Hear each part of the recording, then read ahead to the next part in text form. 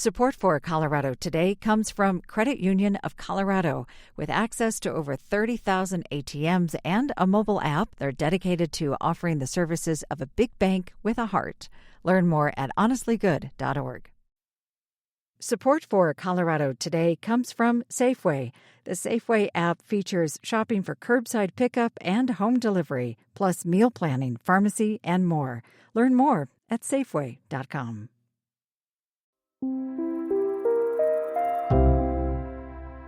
Happy Thursday, y'all. It is almost the end of the week, and if it's any motivation to get you there, we have not one, but two animal stories for you today.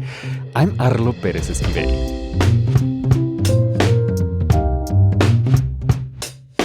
Before the animals, we'll explain why Denver's mayor is accused of breaking federal law. Just to be clear, did you also say that you would be willing to go to jail to stop deportation efforts? Then, the latest victim of Trump's federal layoffs may be four-legged and close to extinction. I saw one of them described as tubes of muscle. And the famous San Luis Valley Sandhill Crane Festival is this weekend. They're really remarkable when you see them flying in the air together. Or you could check out an art show of another kind of flying object, one from out of this world. It makes you wonder, what is the truth? It's Thursday, March 6th. Here's the news in Colorado today.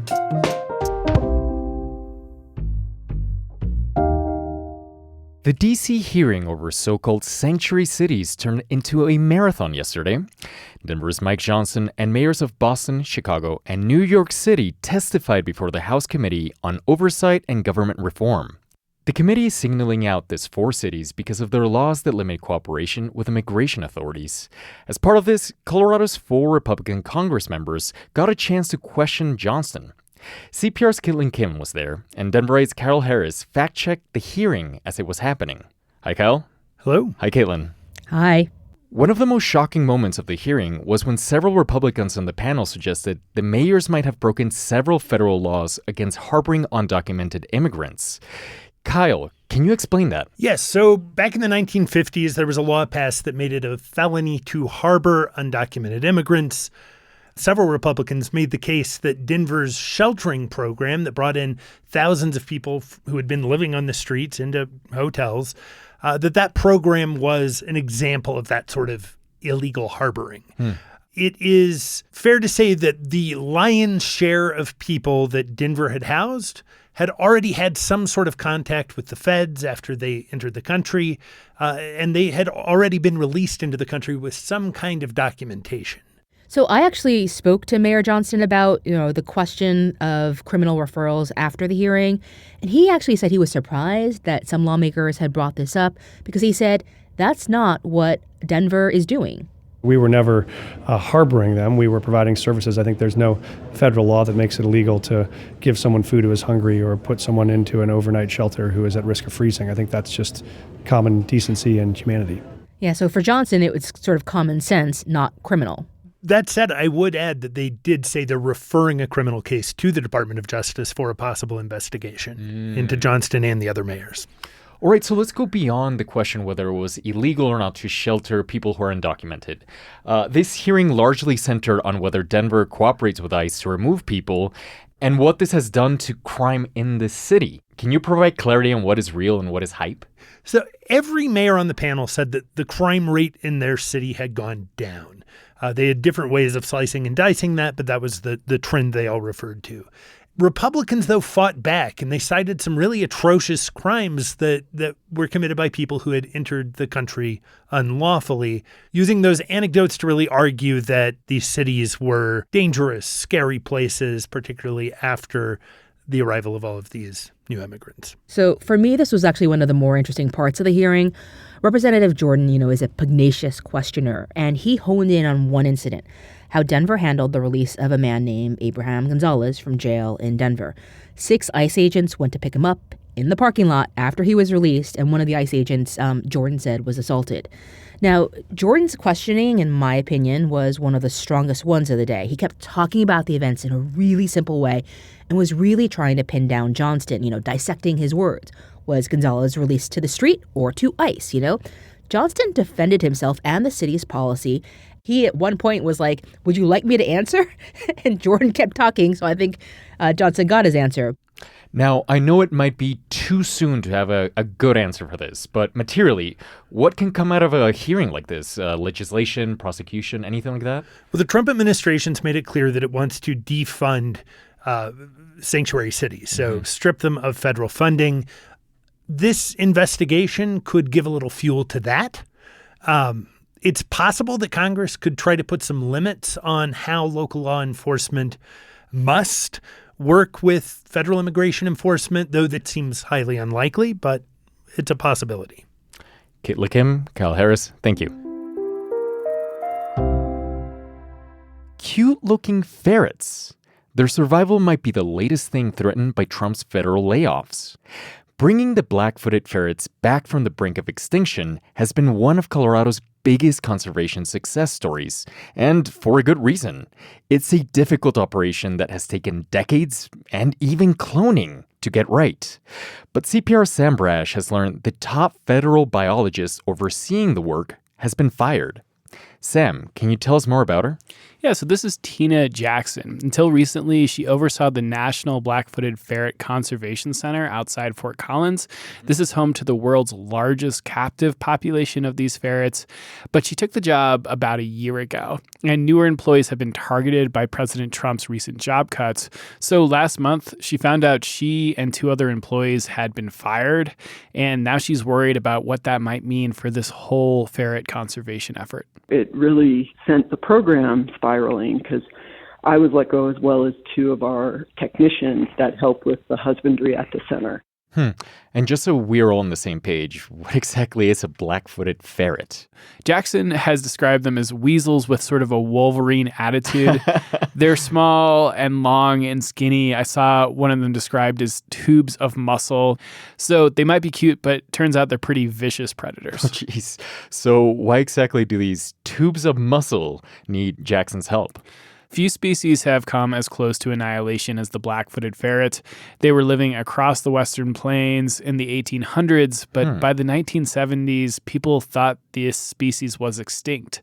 And then there was this sort of amazing story. A dog brought a ferret back to a ranch in Wyoming in 1981. And federal biologists then began this careful breeding program to build the species up and then reintroduce a few of those descendants all across the American West. But things are still pretty tenuous because biologists started with so few ferrets to begin with. They don't have a lot of genetics to work with, and that leaves them vulnerable to disease and other issues.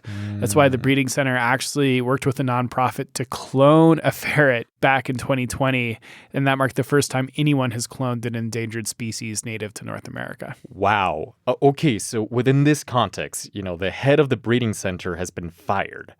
What does she think will happen to the federal efforts to save the species? So like I said, 2 of her staff were also let go. That leaves 8 employees at this conservation center.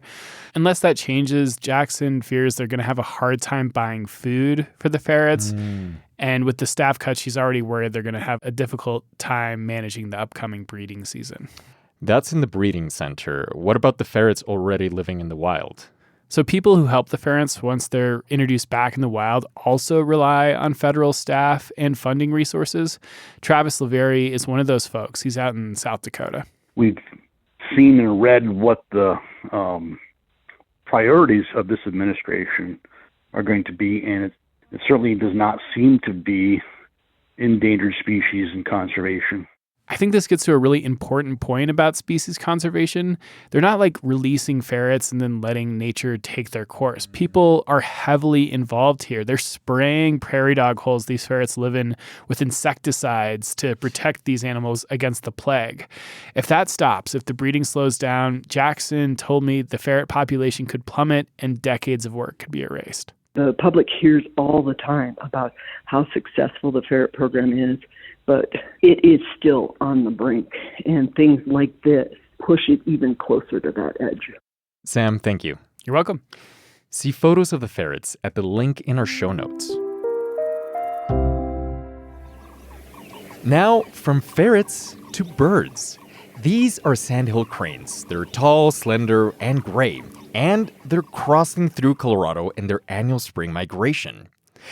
thousands of cranes will converge at the San Luis Wildlife Refuge in southern Colorado this weekend, where people have been putting on a festival for them every year for the last 42 years.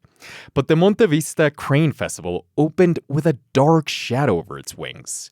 During the migration, more than 1,500 Sandhill cranes have been found dead in Indiana due to the bird flu.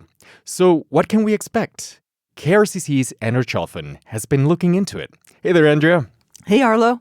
Andrea, is this festival concerned about bird flu? Well, a festival organizer, biologist Jenny Nearing, says there's little evidence of bird flu in this particular flock called the Rocky Mountain population. But, Arlo, the bigger issue when it comes to bird flu, she told me, is the effects of federal workforce cuts and layoffs. And in this instance, the concern is with the Centers for Disease Control. It's become more difficult to monitor avian flu, both in the industries that produce poultry and with wild birds. And with diminished resources and diminished monitoring at the CDC, Jenny Nearing says it's kind of a recipe for a big population decline. Okay, so while it may not be happening with cranes in Colorado, there's been 1,500 dead in Indiana. Does that make her worry about the virus spreading? Yeah, she says there are reasons to be concerned. So avian flu, that is endemic in waterfowl. It's present all the time. And since cranes and waterfowl use similar habitat, cranes have an exposure to this endemic virus. That's why the CDC monitoring is important to keep the avian flu in check. Let's take a step away from the bird flu and talk a little bit more about the festival. The Sandhill Crane Festival is the oldest bird festival in Colorado. I had no idea that there were other bird festivals in Colorado. Oh, there are. There are. But why is this one so popular? Arlo, I admit I have never been, but as I was reporting this week, it immediately piqued my interest in ways that it hadn't before. Here's what John Livingston with Colorado Parks and Wildlife out of Durango told me. It's about as close as you can get in our neck of the woods to going and seeing dinosaurs in real life. They're really remarkable when you see them flying in the air together, and then more so during the daytime hours when they're kind of relaxing and loafing in the fields and feeding. And Jenny Nearing, the biologist, she told me that folks can come to Monte Vista for the festival or try and avoid some of the crowd by coming the weekend before or the weekend after the festival. So there's really a 3-week time period where you get to see the best crane viewing. Gosh, I love the idea of seeing dinosaurs in real life. Andrea, I hope this convinces you to attend, and thank you so much. I want to. Thank you. The 42nd Annual Monte Vista Crane Festival starts tomorrow, and it runs through the weekend. Now, if the weather does keep you from going crane watching, you can always head out to Denver to check out an art show about a different type of flying object. Still today, people are really curious about whether or not UFOs are the real deal. Valerie Santerli curates the Rule Gallery. Its new exhibit is full of Polaroids of UFOs. Santerli says it's up to the audience to decide whether they are real or not. The Polaroids are collected by 3 artists known together as El Disco. The fact that they documented a lot of these sightings on Polaroid makes you wonder, what is the truth? It makes you question, is this something that's real? Is it a hoax? Is it a joke?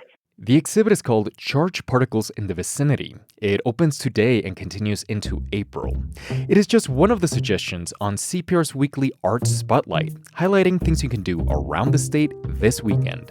See the full list in our show notes. The Art Spotlight is compiled by CPR's Lauren Antoff Hart. Colorado Today is supported by listeners like you, and we love hearing from you. Send us an email at coloradotoday@cpr.org. Follow Colorado Today in your podcast app and tell a friend about it. I'm Arlo Pérez Esquivel. This is CPR News.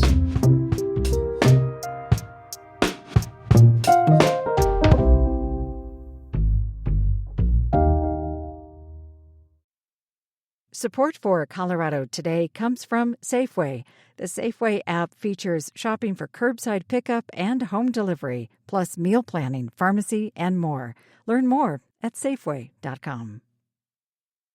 Support for Colorado Today comes from Credit Union of Colorado. With access to over 30,000 ATMs and a mobile app, they're dedicated to offering the services of a big bank with a heart. Learn more at honestlygood.org.